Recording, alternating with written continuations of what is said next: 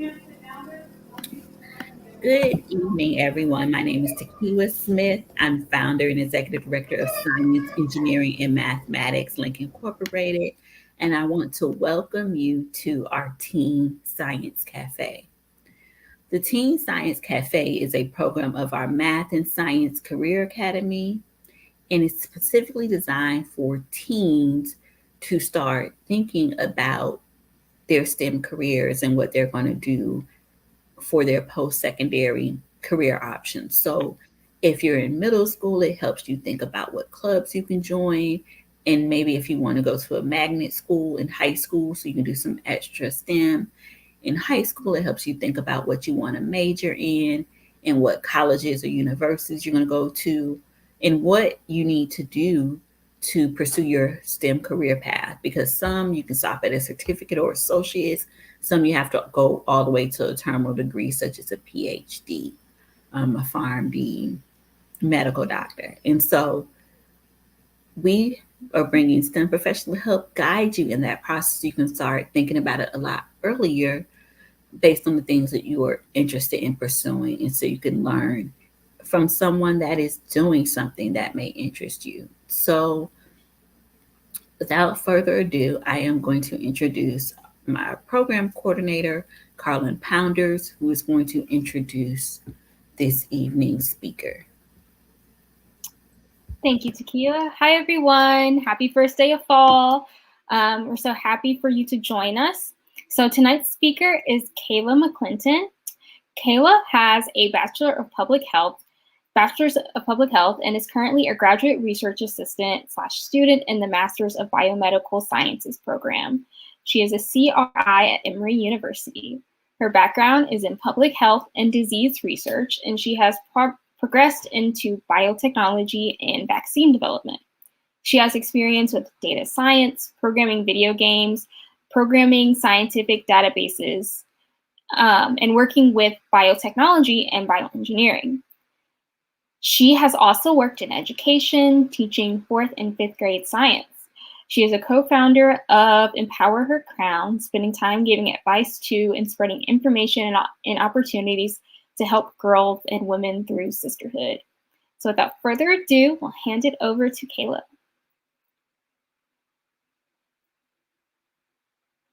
Hi, everybody. I'm Kayla. Nice to meet you. I'm gonna share my screen. Okay.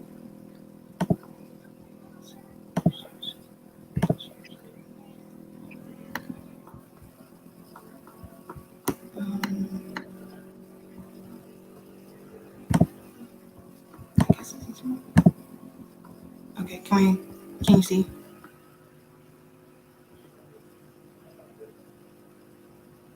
I can't see you, so you did.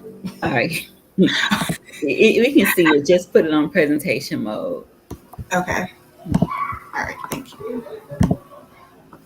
All right. So, like I said, my name is Kayla, and as Carolyn stated, I have a Bachelor's of Public Health. I am getting my master's degree in biomedical sciences at Georgia State University, where I'm also a research assistant, and I primarily work in vaccine development, focusing on influenza and COVID at the moment.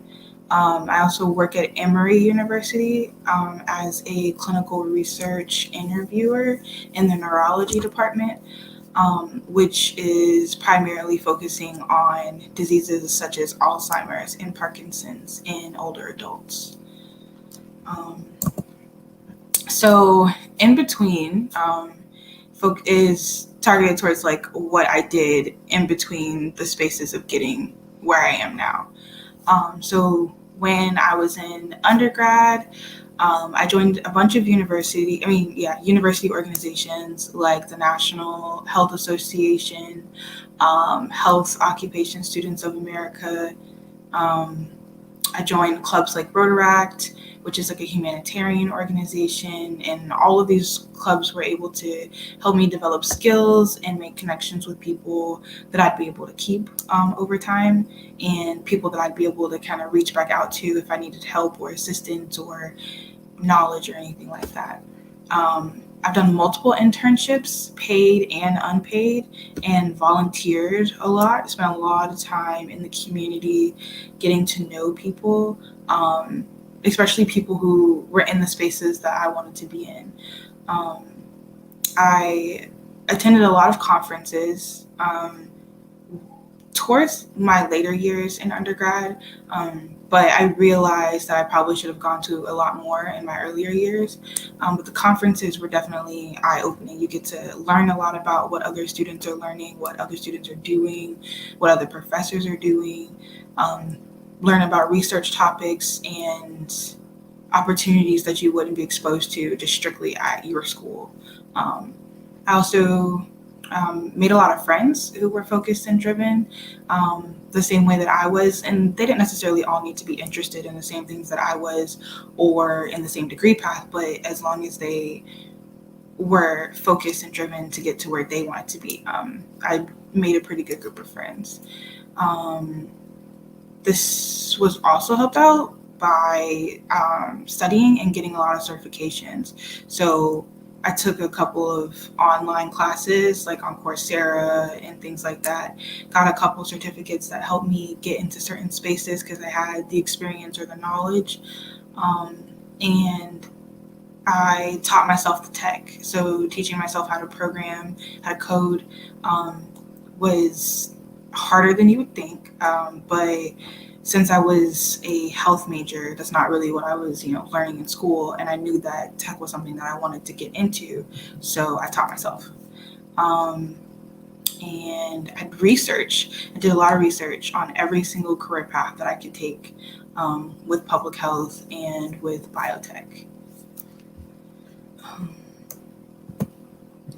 Okay, so this is kind of a video that's just a little bit about biotechnology, just like a simple introduction. We don't have to watch the whole thing, so I'm just kind of going to give you a snippet.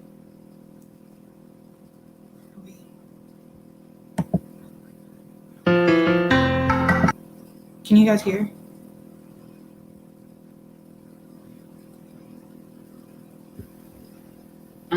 I heard it initially. Yeah. We can hear it. Okay. Lactose free. This is a common tag which is found in many food packets these days. Lactose, as we know, is a natural sugar found in milk. But why should we get rid of lactose? That's because many people have a peculiar intolerance towards this natural sugar. However, lactose-free products were not an option until a few years back. It's all possible now due to the advancements in the field of biotechnology that useful products like lactose-free consumables and many more can be produced. So what exactly is biotechnology? Well, it's defined as the utilization of organisms or a part of the organism or any biological process for the benefit of mankind. For example, we know how bread is made. The dough is added with the organisms like yeast, which help in releasing certain chemicals. The reactions ultimately give us the soft and fluffy loaf on baking. Here, we've used yeast organism to obtain the product of our interest. So do we mean that bread making is a part of biotechnology? Well, kind of. Processes like fermentation are considered as a part of classical biotechnology as they include the utilization of organisms. Thus, obtaining products for human benefit like food items, medicines, hybrid crops, and so on are all possible due to biotechnology. Thus, there are numerous applications of biotechnology. Now let's have a look at a few examples to understand how wide the field is. Let's also understand how an organism or a part of it or some processes can be used to harvest important products for mankind. Let's take examples of wine production, hepatitis B vaccine synthesis, and golden rice production. Let's have a look at each individually. Now, wine is usually made from the grapes. How can grapes, which are fruits, get converted to a beverage like wine? Well, this is where the microorganism named yeast comes into play. It feeds on the sugars present in the grape juice and releases alcohol and carbon dioxide as byproducts. Here, a complete organism is used for the processing of grape juice and to convert it into wine. This was the first part of the definition. The second part of the definition states that a part of the organism can be used. So how can that be done? For this, let's have a look at the application of biotechnology in the field of medicine. Well, the emergence of biotechnology has been nothing less than a boon for the medical industry. Everything ranging from vaccines to gene therapy has raised the standards of healthy living.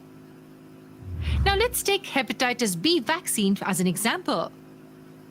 This vaccine has a recombinant version. Previously, hepatitis B vaccine was developed from the blood of the humans who were already suffering from hepatitis B. But this was very painful for the patients as the amount of blood required for vaccine production was too high. So extracting some particular amount of blood of the infected person was very excruciating. And as the vaccine was derived directly from the patient's body, there could be negative reactions in the receiving candidate.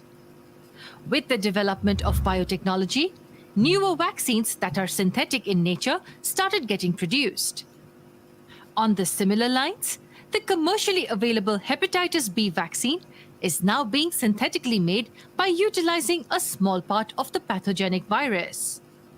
It's also known as recombinant hepatitis B vaccine. And studies have shown that getting infected with hepatitis B is nearly impossible if a person is injected with recombinant hepatitis B vaccine. Isn't this a miracle? It is equivalent. This is also known as the first anti-cancer vaccine.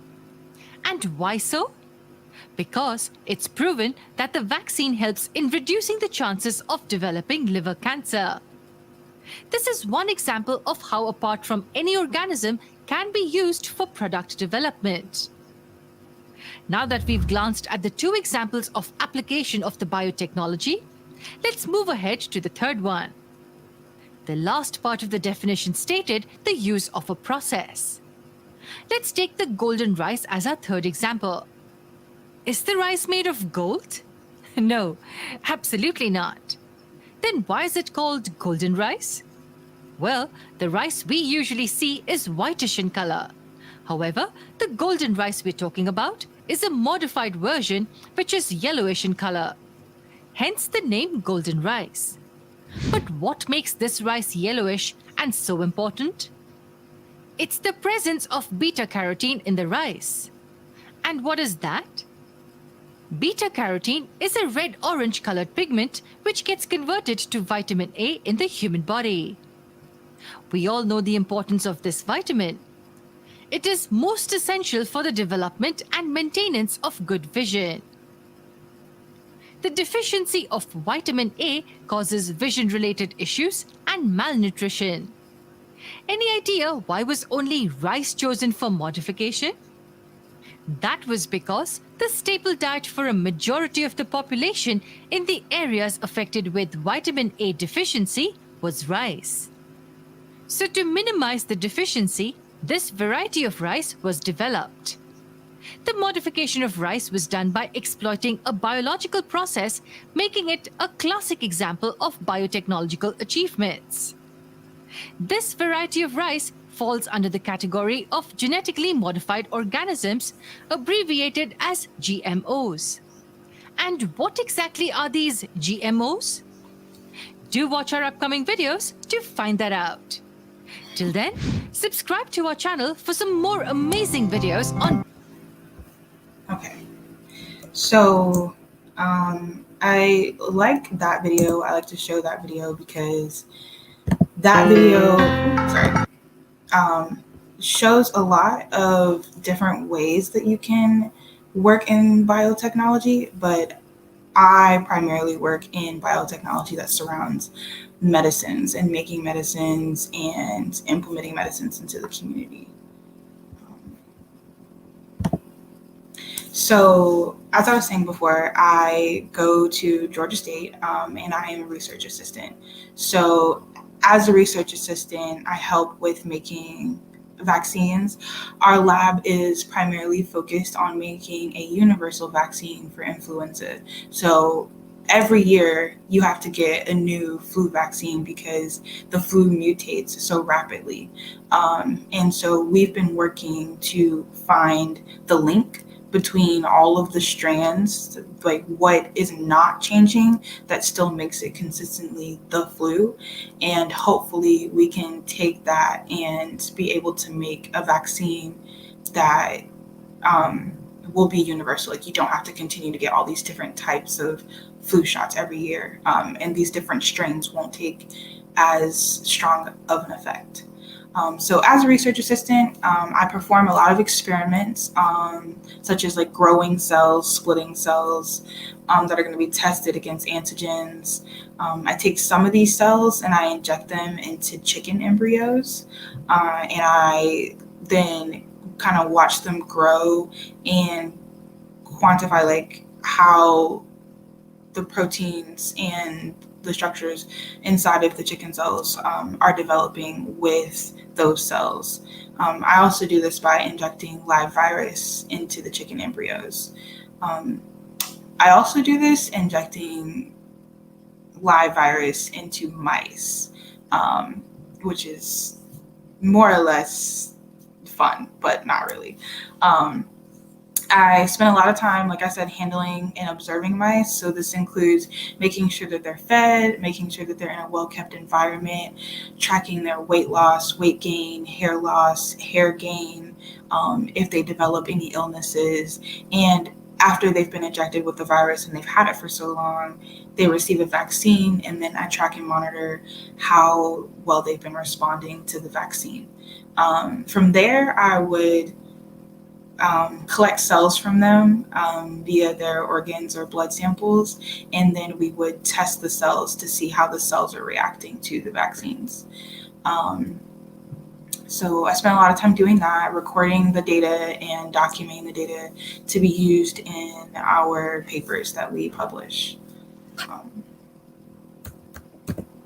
So as a clinical researcher, I spend a lot of time reviewing patient medical records so that they can be put into clinical research studies. So like I said, I work with a lot of patients who have Alzheimer's or Parkinson's disease, which are, in short, illnesses that cause like joint issues, joint pain issues on the body.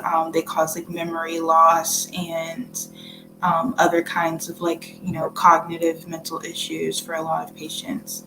I spent a lot of time recruiting those patients, communicating with them, getting their consent to study them and put them in the research study. I spent a lot of time actually interacting with these patients, helping them through their physical therapy, helping them through their treatment plans and things like that, and then making sure that I collect data on these patients, making sure that I'm monitoring and tracking how they progress through treatment, and then like reviewing and discussing those findings with our stakeholders, such as the Emory Review Board or the CDC. So I just wanted to show this image. The other portion of biotech that I work in outside of medicine and working with like clinical trials, I also spend some time developing protocols and assays and devices. So this is showing the pathway from when you collect a blood sample from a patient and you are testing that blood sample to see if they are positive or negative for something. So say I collected blood from you and then I ran a test, and this machine would let me know if your antigens were showing that you were positive for COVID or negative for COVID.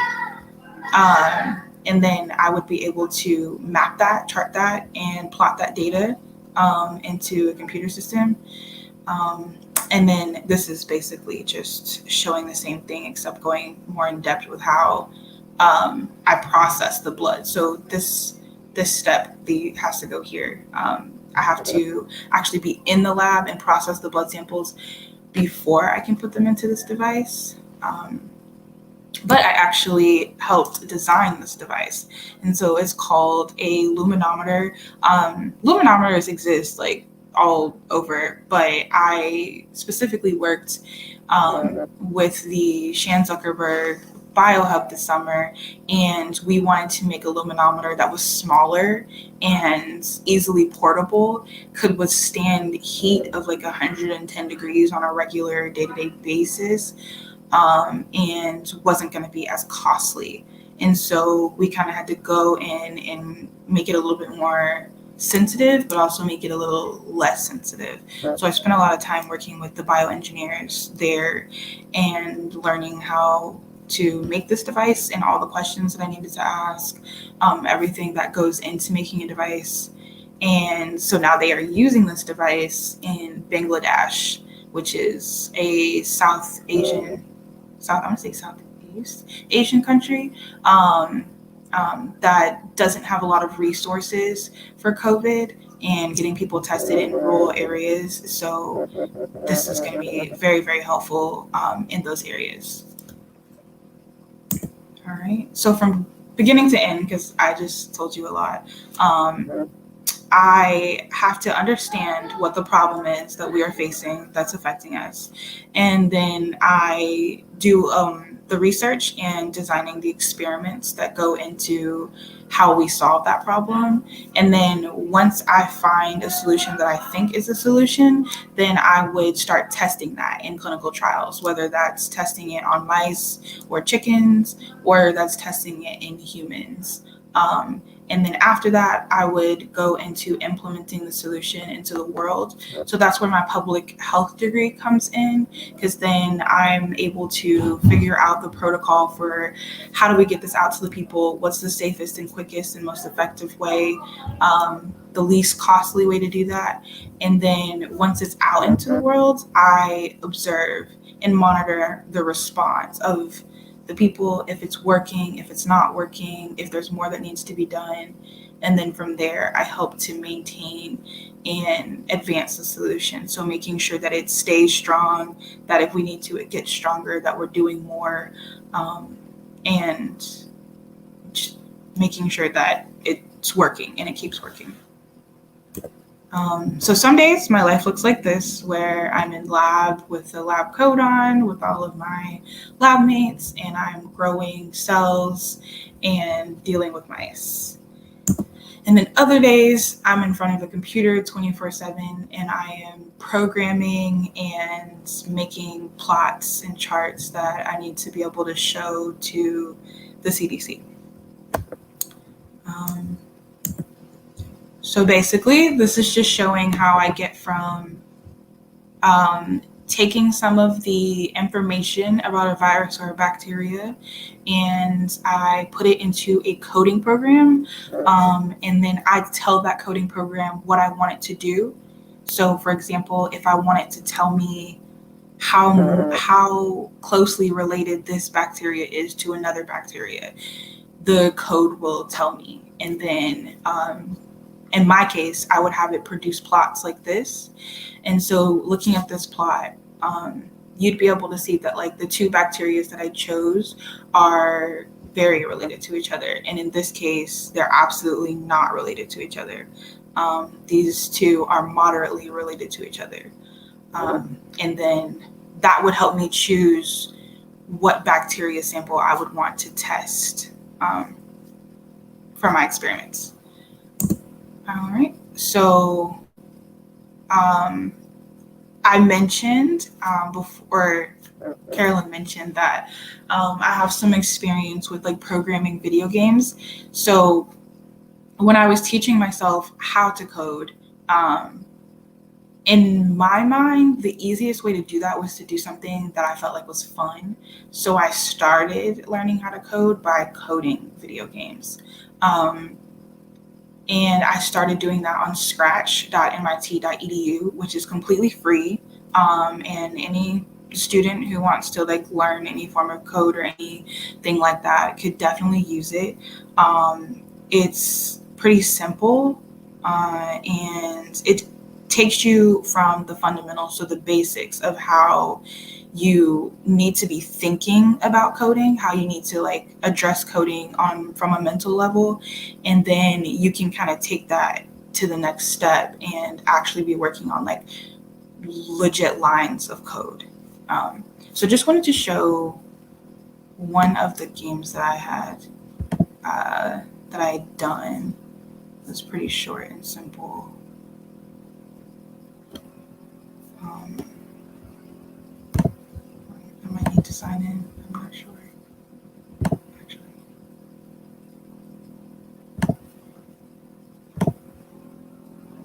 Okay.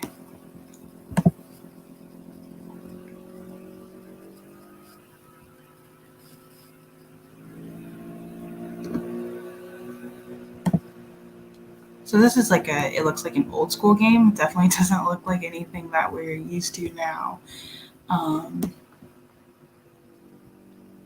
There's like sound effects on this, just so you guys are aware. Unrigged. Ladies and gentlemen, today is election day. So don't forget to vote. Also, let your manager know that you need to take a few hours off to vote. You don't get paid a day off.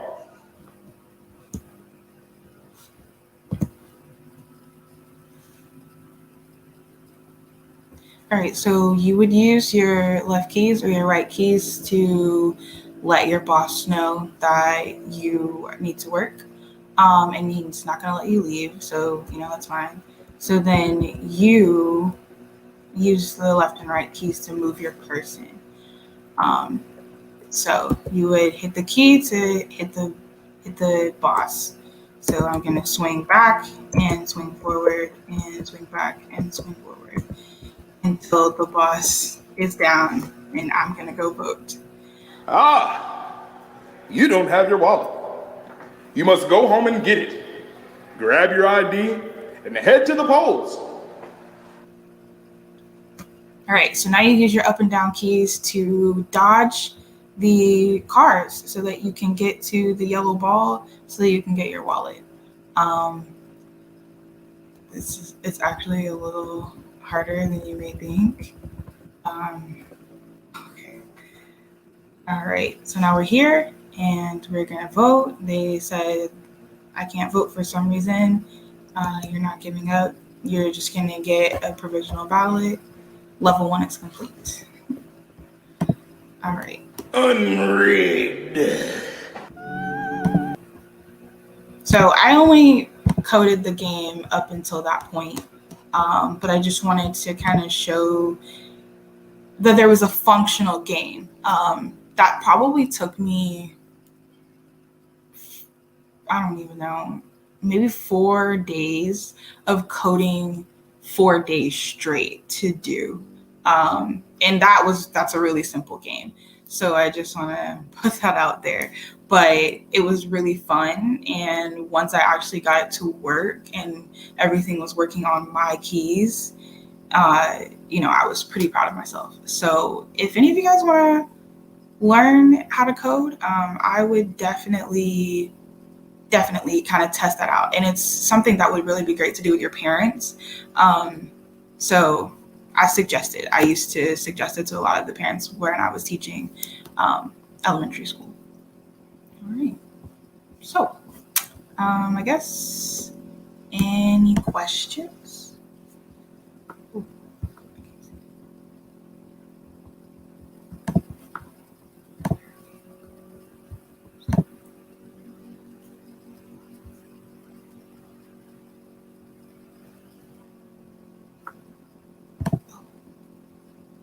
Okay, all right. Are you familiar with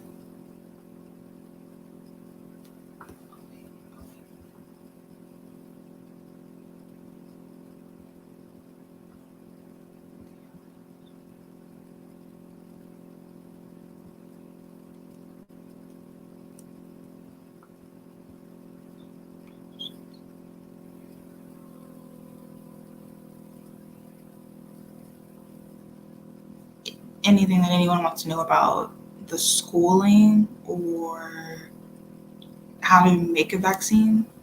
Any questions?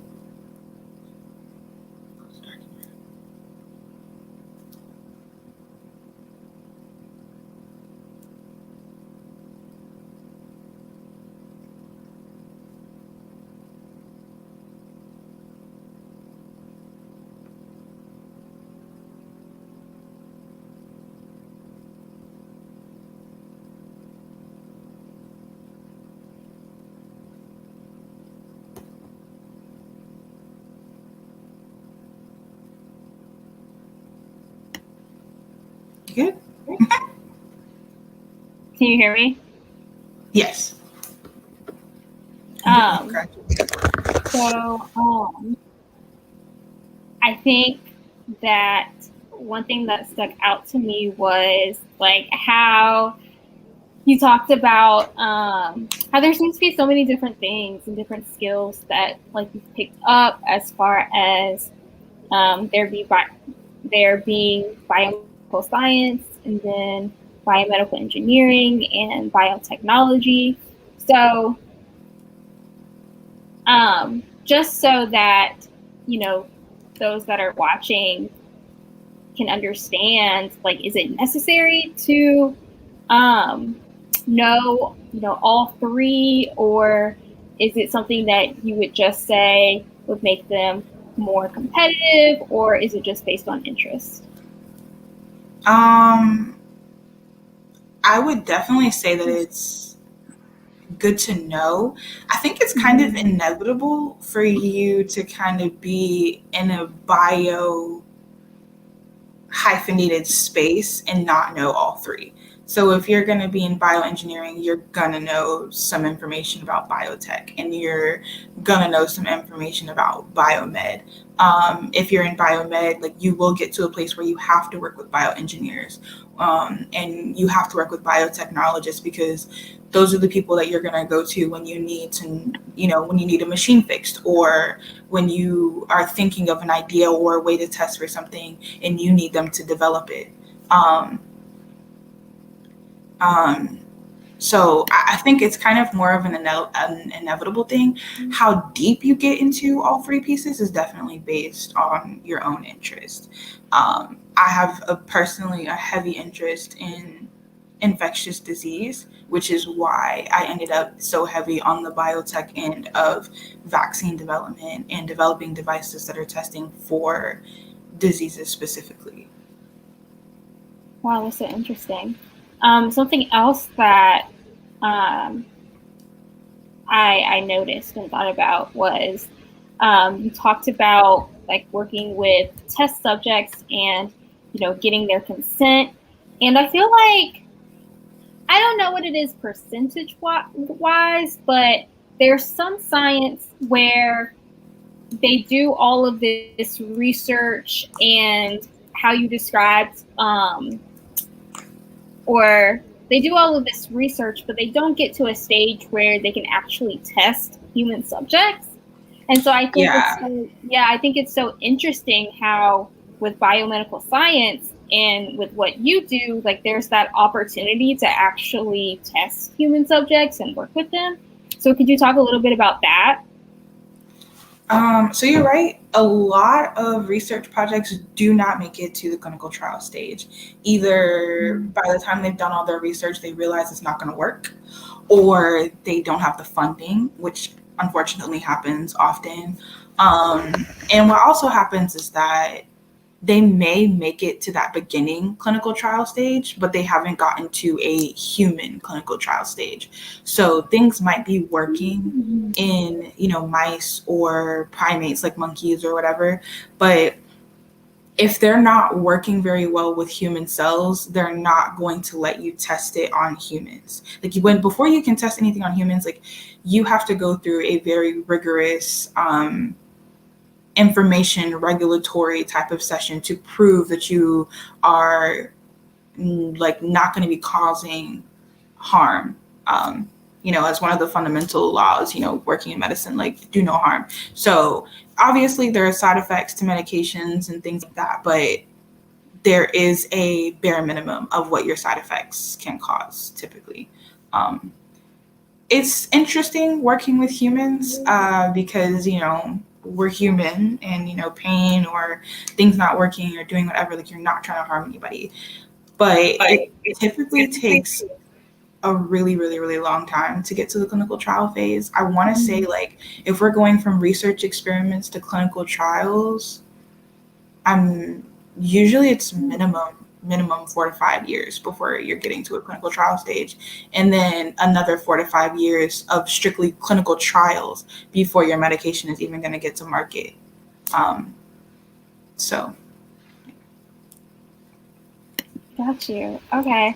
And so I was wondering if you could talk more about what the experience was like working in the Zuckerberg lab. Oh, yeah. Okay, so Shannon Zuckerberg BioHub is in San Francisco, California, which was my first time going, so that was interesting. It's colder there than it is in Georgia, which is weird, but it's okay.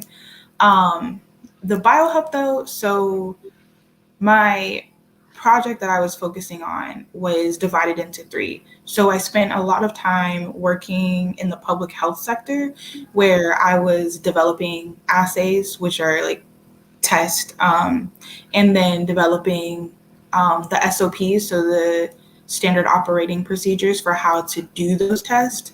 So, for example, when I was about like drawing the blood and putting the blood into the device, or drawing the blood and having to process it, I had to write the entire protocol of how to draw the blood, what all you need for that, how to process the blood, what all you need for that, how to manage and run the device, what all you need for that, and then how to collect the data, plot the data, process the data, and understand the data.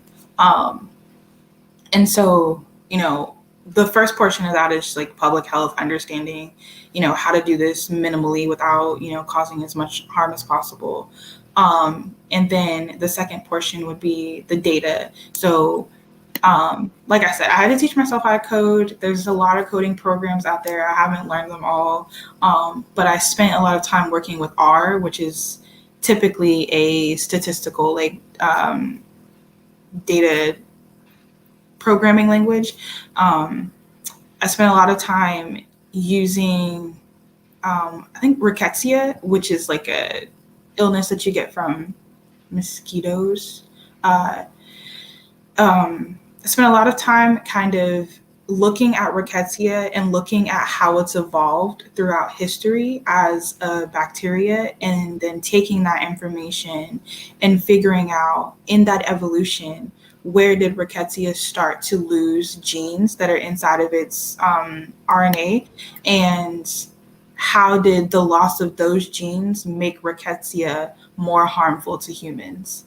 And that happens because the more genes that a bacteria is losing, the more it depends on the host, which would be you. And the more that a bacteria depends on the host, the more harmful it's going to be to the host. So I spent a lot of time figuring that out. And then once I knew what genes were missing, then we started to figure out what medications we already have, or what inhibitors we already have that we could give a human that would kill the virus without causing any harm to the person. There's a lot of antibiotic resistance going on, and doing it that way, we don't have to use antibiotics. And then I spent the last portion of my internship designing the device that I was showing earlier. Not so much designing it, but helping to make sure that it was going to be functional and useful for detecting COVID, and be useful overseas, that it was going to be portable, that it was going to be cost effective, that it was going to read accurately, and that it was going to not break down in 110-degree weather on a regular basis. And that was different because I'm not an engineer, but I definitely learned what it's like to be one. And so, yeah, it's been a lot of my internship doing that. It was a very eye-opening internship, I guess I would say. Everyone there was so just like, if you don't know, ask me. If if you need something, let me know. But also like they were like, if you have an idea, run with it, And so, I had an idea about the best way to collect the blood samples and the best tubes to use in the luminometer. And I was like, I think I know where to get them. This is how much they cost. Maybe you guys can look into it. And they were like, we don't need to look into it. Pay for it with the company card. If it works, it works. If it doesn't, it doesn't. So I really enjoyed the internship because they gave me free reign. Hold up, y'all get company cards? Yeah, so Shan Zuckerberg is like Zuckerberg's wife. So Facebook, they pretty much, I guess, had an endless budget. And the goal of Shan Zuckerberg BioHub is to eradicate diseases in our children's lifetime. So like my age group's children's lifetime. And so they're like, by any means, if you think it's going to work, try it. And if it doesn't, try it another way. So they didn't give me my own company card, but like they were like, tell so-and-so and they'll charge it, and that's, so it was fun. But it was a really good experience, really eye-opening. Definitely let me know that I want to be working on more international projects where I'm able to help in countries like Bangladesh, and Cambodia, things like that. Wow, awesome. So let's see. I think I have just 2 more questions. And the first one being for those who, are watching or will be watching in the replay. I think, so I know I didn't mention it in the intro, but you are a first generation student, college student. Oh, yes. And, I'm curious as far as what led you to this, because, I'm sure some who are watching this are doing so because they have some interest in it, but like, how do they really know that? What are some, maybe like some key things for them to know that they'll really enjoy, studying this in college and doing this for a career?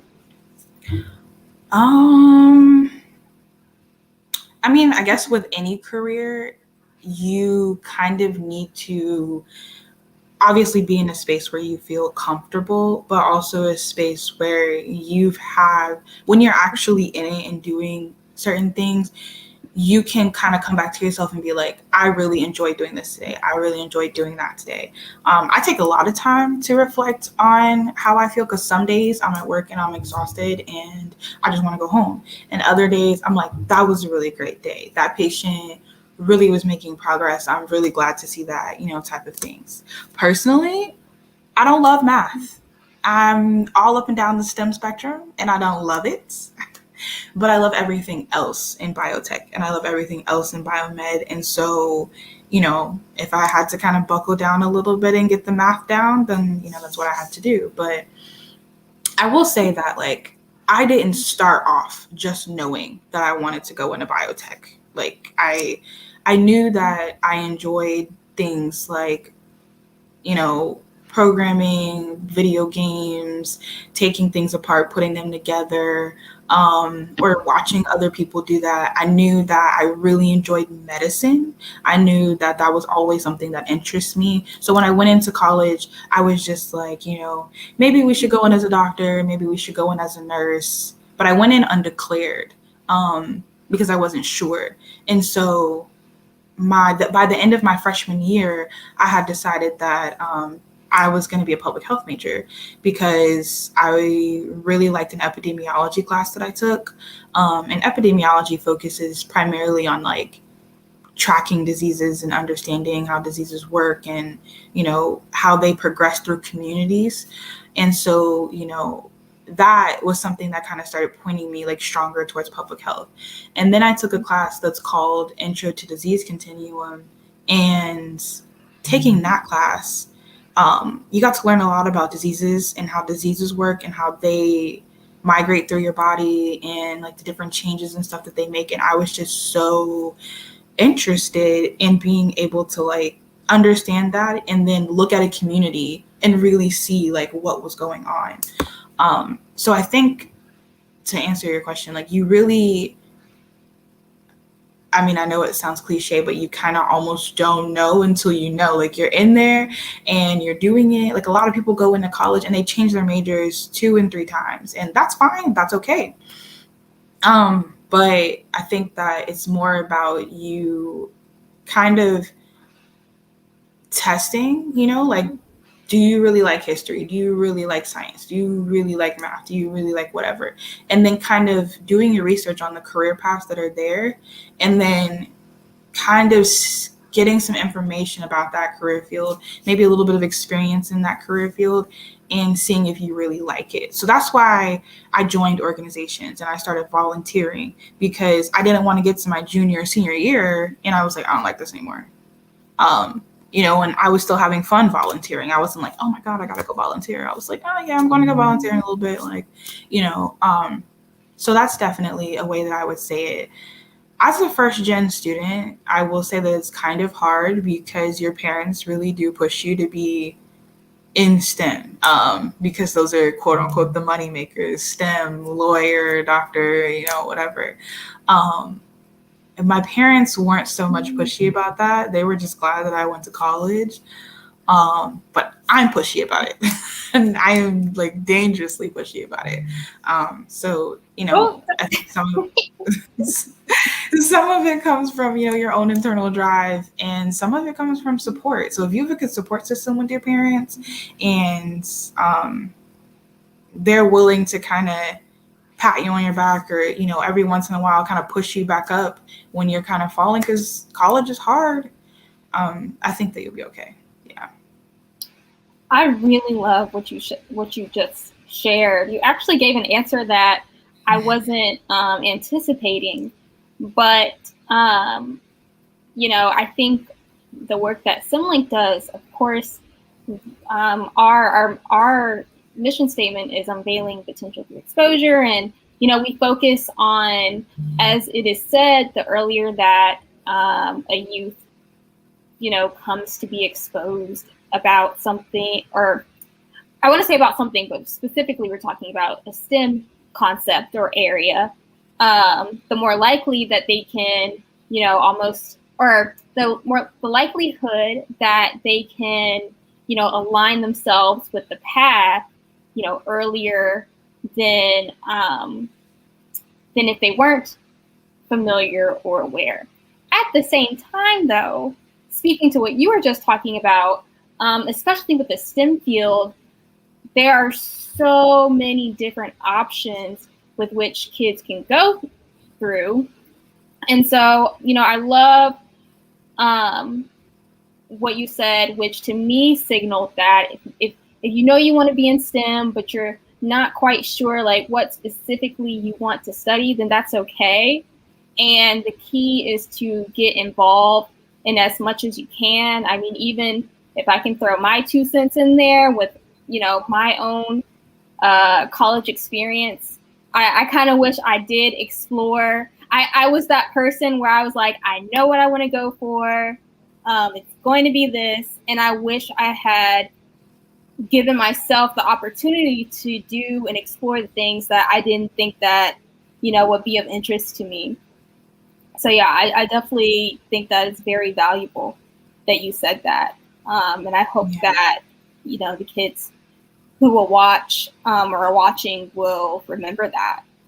My last question is, loved hearing about the Chan Zuckerberg Biolab. And I think that what's so amazing about that is that no matter what STEM discipline you take up, a goal that many set for themselves is to work for that illustrious, you know, company or lab. And so what would be your advice to kids for doing the same thing and being able to get accepted into those super those super popular and I'm losing the word, but no, I understand. I'm not gonna lie, those types of internships are highly competitive. And the imposter syndrome, the anxiety, there's 15,000 other people applying for all of these, internships. Like, what is going to make me different? I will say, like, my number one is to be authentic. A lot of these applicants look exactly the same. They're doing the exact same things. They're getting the exact same degree. They're following the exact same path, step by step by step by step. And I think that as we're changing as a society, they're tired of that. They're tired of seeing the robot applicants. So being authentic is definitely a great way to kind of differentiate yourself. I will say that, like, at this point, I have a pretty experienced resume. And so the internship that I was specifically looking for was specifically tailored to what I wanted. So, like I was saying, like biotech, bioengineering, data science. And I have all of that, cohesively on my resume. But in my interview is the reason why I think I got the internship.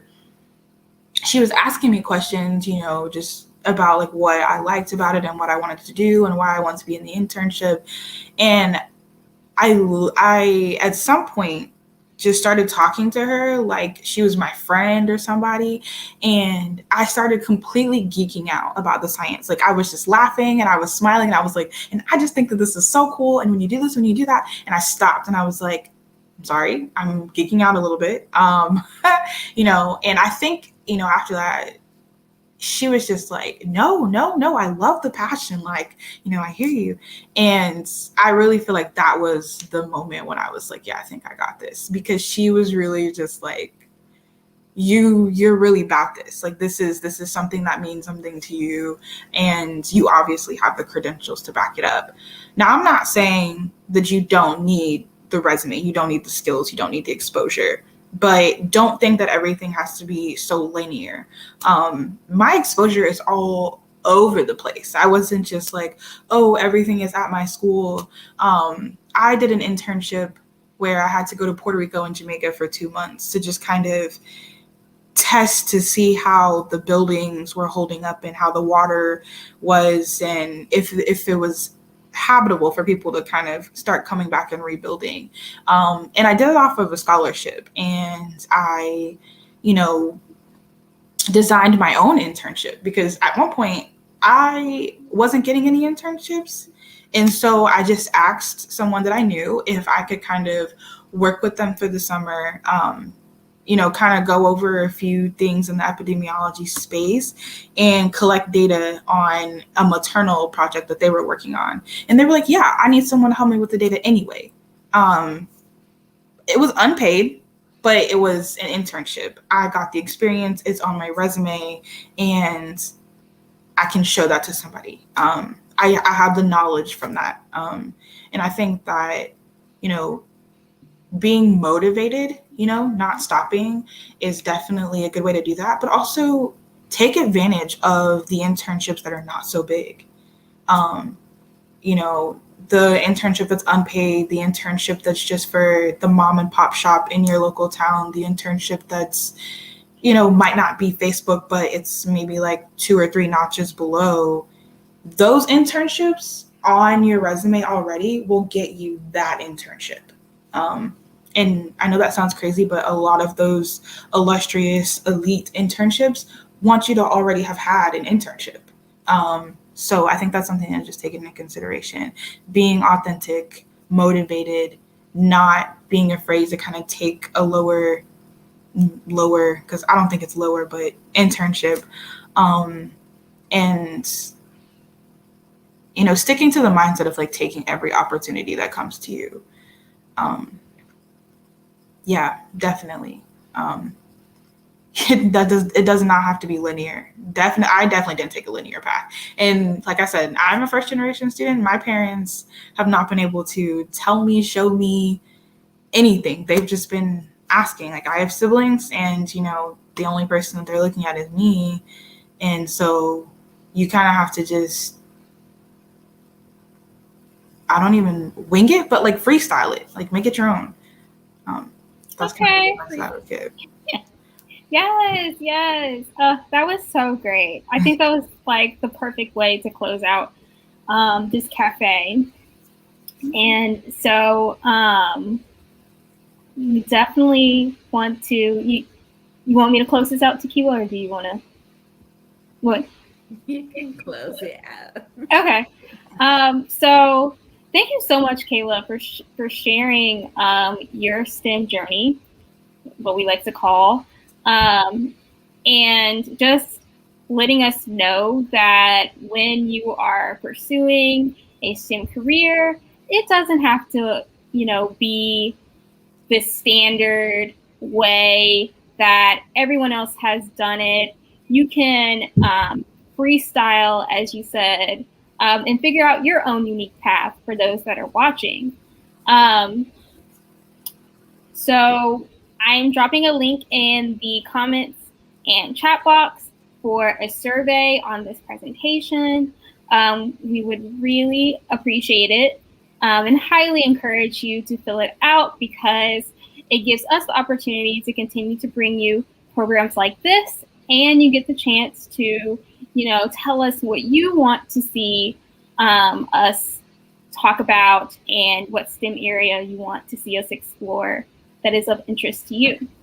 I will also be dropping a link to our Eventbrite page. I highly encourage you to bookmark it so that you can see what we have coming up for next month in October, and those events will be up by the end of the week. So thank you again, Kayla. Thank you everyone for watching live or the replay, and we definitely hope you will join us for the next one.